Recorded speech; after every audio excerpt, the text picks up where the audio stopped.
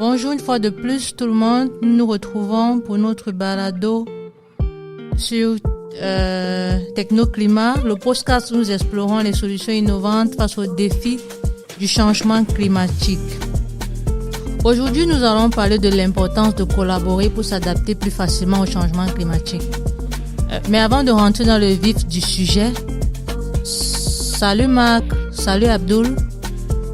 Salut, bonjour Cécile, bonjour à tous nos auditeurs qui nous écoutent. Je vois qu'ils sont nombreux sur le live à nous écouter actuellement. Merci à tous. Alors, comment pensez-vous que la collaboration pourrait aider à s'adapter au changement climatique, Abdul? Alors, les technologies bien utilisées peuvent nous aider à mieux gérer les crises climatiques, mais elles doivent être accompagnées de changements, d'abord culturels et individuels. Les technologies ne sont pas réservées aux grandes entreprises ou au gouvernement. Les citoyens peuvent participer, installer son panneau solaire chez soi, réduire le gaspillage, réutiliser un maximum, soutenir des innovations locales et des startups environnementales. La lutte contre le changement climatique exige une coopération globale, scientifique, avec les ingénieurs gouvernementaux. Les entreprises et citoyens doivent travailler ensemble. Marc, qu'en pensez-vous? Je dirais beaucoup plus qu'avec l'avènement des réseaux sociaux, des pages sociales comme celles sur lesquelles vous partagez ce balado, un portail ou même une application web seraient cruciaux pour rester actifs face au changement climatique. En effet, l'information est un outil fondamental pour la lutte contre le changement climatique.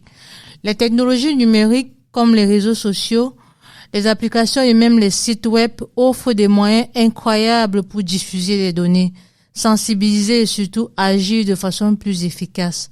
Avec vous, on va explorer comment ça fonctionne et pourquoi c'est essentiel. Marc? Alors, pourquoi est-ce que c'est si important d'avoir une plateforme numérique dédiée aux informations en temps réel sur les changements climatiques?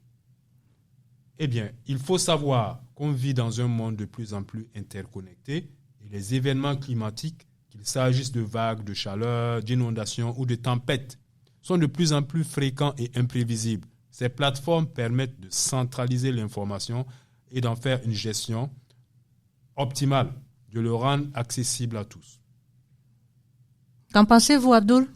Oui, exactement. Et ces plateformes permettent aussi de partager des alertes en temps réel. Imaginez qu'une tempête arrive, mais plutôt que de se fier uniquement aux informations parfois floues ou retardées des médias traditionnels, vous pouvez avoir une notification instantanée sur votre téléphone via une application dédiée, vous indiquant précisément la zone à risque et les actions à entreprendre. C'est une question de réactivité et de sécurité. Par exemple, sur les inondations qui se sont passées récemment en Espagne, vous voyez que les populations ont critiqué les gouvernements sur le fait que les alertes ont été reçues très tardivement. Ça, je comprends. Vous avez parfaitement raison. Mais j'aimerais comprendre, et les auditeurs avec moi aussi, j'en suis sûr, comment fonctionnent ces portails et ces applications dont vous avez parlé tantôt? Alors, ce qu'il faut comprendre, c'est que concrètement, comment ça marche? Il y a deux grands types de systèmes. D'une part, il y a ceux qui centralisent les données en provenance de différentes sources, satellitaires, capteurs, stations météorologiques. Et je n'en dirai pas plus. Abdul va nous en dire en quelques mots plus de détails. Merci Marc. Oui, en plus de la collecte des données, ces plateformes vont souvent intégrer des outils de modélisation et de prévision. Cela permet de prévoir les tendances climatiques à court terme, moyen ou long terme. Ce n'est pas juste une question de réagir à un événement qui se passe maintenant, mais aussi de mieux anticiper ce qui pourrait se produire demain. Donc, à la fois réactif et préventif.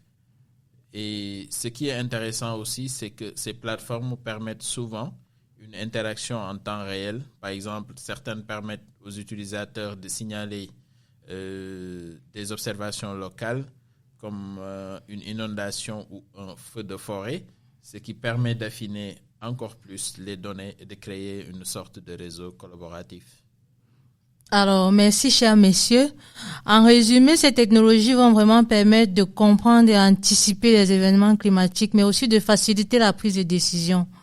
C'est particulièrement important pour les gouvernements et les organisations humanitaires qui peuvent ainsi cibler plus efficacement leur intervention en cas de catastrophe. Merci d'avoir écouté cet épisode de Techno-Climat.